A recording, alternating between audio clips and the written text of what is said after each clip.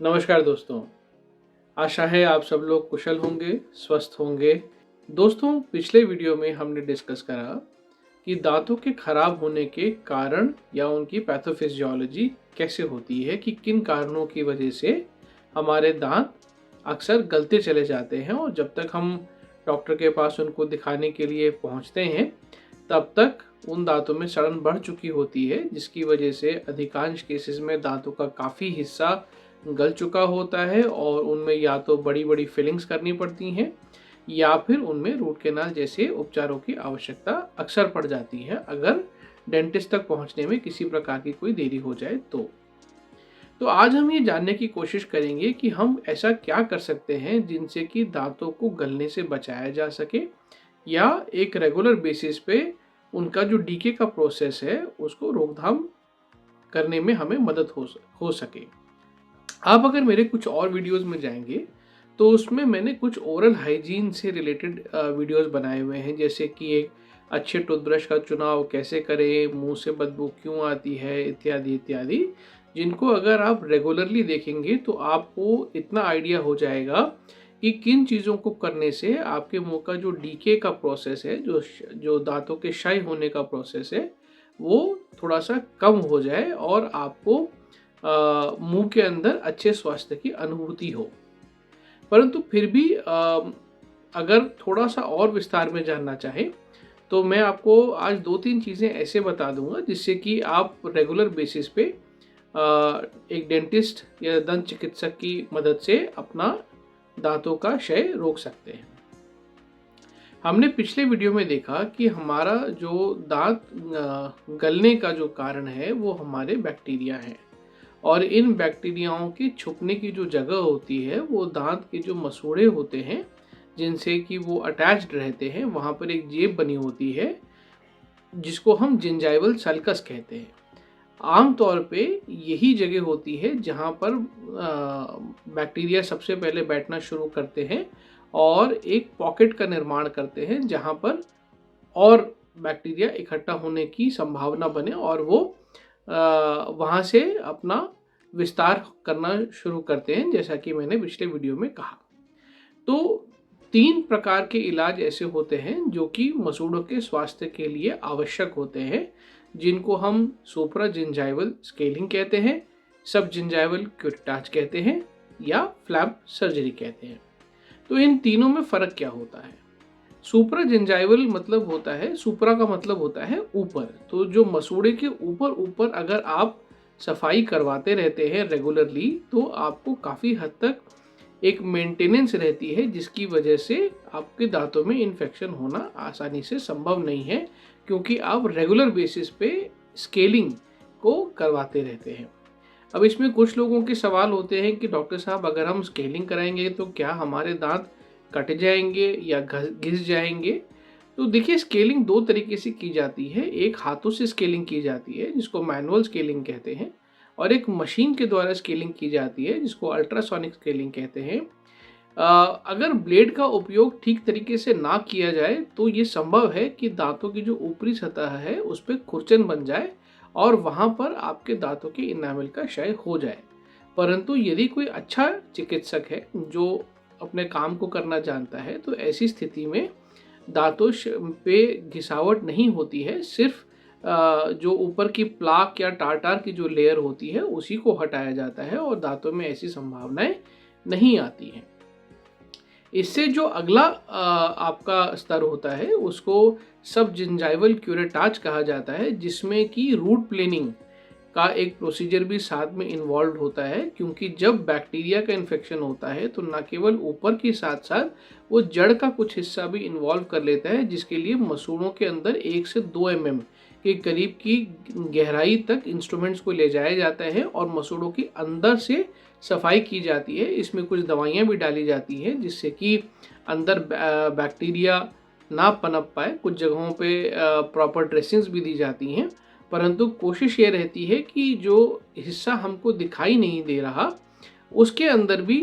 हम अपने इंस्ट्रूमेंट्स की मदद से, इसके लिए कुछ खास इंस्ट्रूमेंट्स आते हैं जिन्हें क्यूरेट्स कहते हैं, उनका इस्तेमाल करके मसूड़ों की जो नीचे की जो लेयर है उनको हम साफ करके पूरा चिकना कर देते हैं, ताकि वहाँ पे कुछ भी चिपकने की गुंजाइश ना रहे। सब जिंजावल क्यूरेटाज के जो रिजल्ट्स होते हैं वो बहुत अच्छे होते हैं, और उनके जो बेनिफिट्स मिलते हैं वो ना केवल मसूड़ों की सूजन में कमी आना होता है, बल्कि आपस में उनका जो एपरेटस है मसूड़ों का, दांत का और जो नीचे की जो हड्डी है, इसमें पूरा एक वापस तनाव उत्पन्न हो जाता है, खिंचाव उत्पन्न हो जाता है, जैसा पहले की स्थिति में दांत होते हैं। और पेशेंट्स का अक्सर ये कहना होता है कि जो हल्के फुल्के हिलते हुए दांत भी जो होते थे वो इस प्रोसीजर को करने के बाद काफ़ी हद तक बेटर हो जाता है।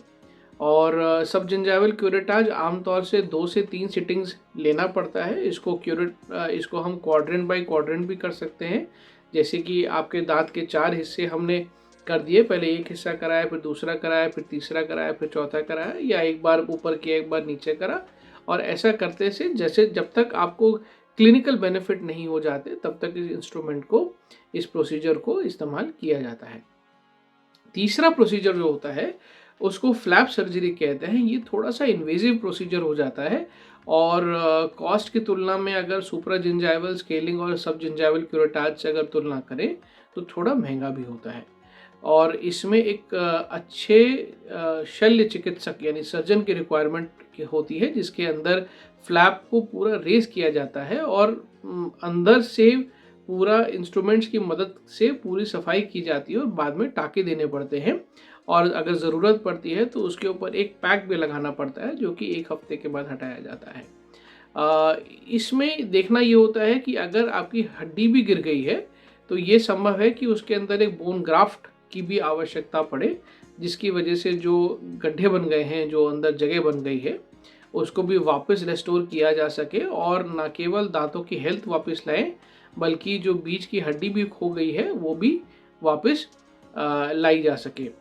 आमतौर पे जब कभी भी हम फ्लैप सर्जरीज या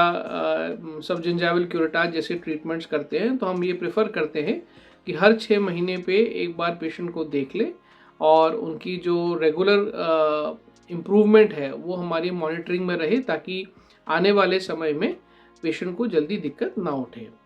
ये तो हुई आपकी मसूड़ों संबंधी बात। इसमें 2 चीज़ें मैं आपको और बताना चाहूँगा।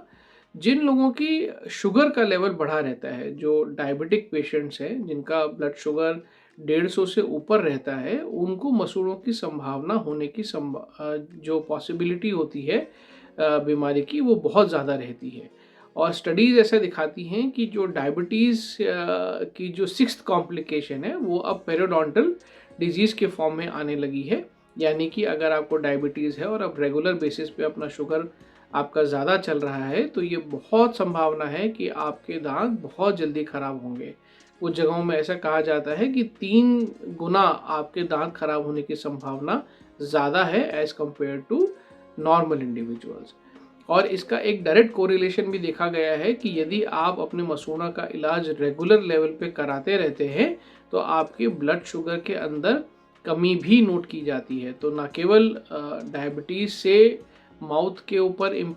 रिपरकशंस बताए गए हैं, बल्कि माउथ की हाइजीन का भी शुगर लेवल के ऊपर रिपरकशन बताया गया है, तो इस बात का विशेष ध्यान रखिए। दूसरी बात यह है कि यदि आपको पेसमेकर लगा हुआ है, यानी पेसमेकर एक ऐसी मशीन होती है जो कि हृदय में लगाई जाती है उन लोगों के ऊपर जहां पर बीट्स रेगुलरली नहीं जाती हैं, तो उन लोगों को अल्ट्रासोनिक स्केलिंग से बचना चाहिए। उनके लिए कॉन्ट्रा इंडिकेटेड है, उनको मैनुअल स्केलिंग से ही जो है अपना ट्रीटमेंट कराना चाहिए। यदि आपके कोई मुंह में इम्प्लांट लगा हुआ है तो भी अल्ट्रासोनिक स्केलर जो है वो रिकमेंडेड नहीं होते, उसमें भी मैनुअल इंस्ट्रूमेंटेशन की ज़रूरत होती है ताकि जो इम्प्लांट हो डिस्टर्ब ना हो। तो ये कुछ मोटी मोटी बातें हैं जो मैंने आपको मसूड़ों के इलाज से संबंधित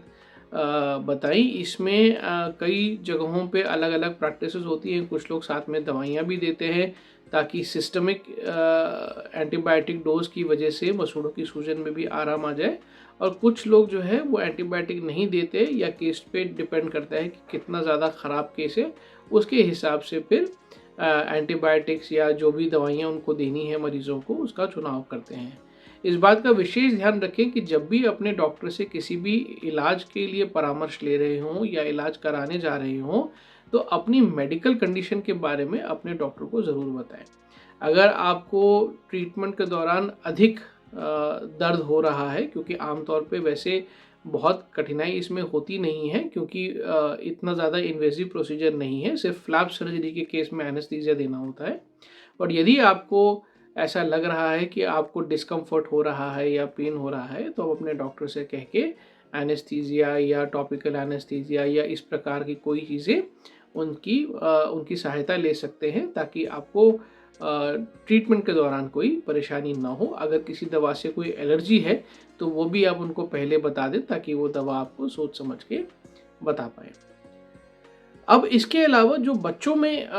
दांतों की जो गलने की समस्या है, उसको रोकने के लिए एक पिट एंड फिशर सीलेंट नाम का एक मटेरियल आता है, जो कि आप यूज़ कर सकते हैं। जो बच्चों के फ्रेश दांत जब निकलते हैं, तो छोटा सा जो ग्रूव्स होते हैं दांतों के अंदर, बहुत बारीक ग्रूव्स होते हैं, उन्हीं के अंदर बैक्टीरिया जाके बैठता है। तो अगर उनको पहले से ही हम लॉक कर दें, हल्का सा छील के वहाँ पे एक